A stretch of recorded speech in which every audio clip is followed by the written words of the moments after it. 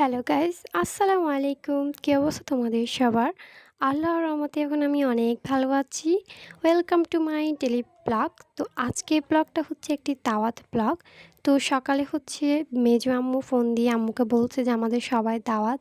তো আম্মু বলে যে চলো দাওয়াতে যাওয়া যাক। তো ছটপট হচ্ছে রেডি হয়ে চলে যায়। আর যেতে যেতে হচ্ছে অলমোস্ট দুপুর হয়ে যায়। এরপর হচ্ছে এসে আমরা একটু মিষ্টিমুখ করি। যেহেতু নতুন ঘর দিচ্ছি ওই জন্য হচ্ছে আমরা মিষ্টিমুখ করে নিয়েছি। আর আমাদের ফেনীতে হচ্ছে যখন নতুন ঘরের ফিলার দেওয়া হয় তখন হচ্ছে সবাইকে জিলাপি, এরপর গজা মিষ্টি এসব খাওয়ানো হয় আর কি। তো ওইরকম হচ্ছে সবাইকেও দেওয়া হয়েছে, আমরাও খেয়েছি। এরপর হচ্ছে ঝটপট হচ্ছে দুপুরের খাবারটা সেরে নিই। আর তোমরা অবশ্যই বলে যাবে তোমাদের ওইদিকে নতুন ঘর দিলে কী খাওয়ায় আর কি, জিলাপি খাওয়ায় নাকি মিষ্টি নাকি মানে পায়েস খাওয়ায়।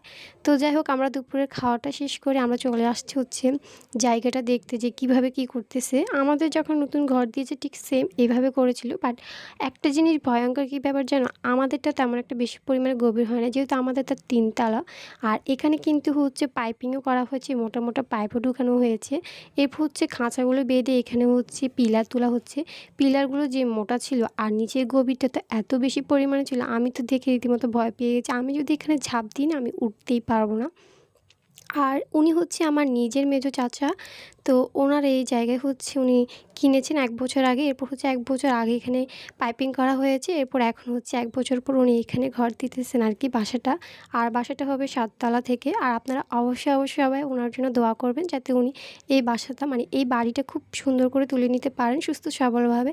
তো আপনারা অবশ্যই দোয়া করবেন। তো আজকের মতন এখানে সবাই ভালো থাকবেন, সুস্থ থাকবেন। খোদা হাফেজ।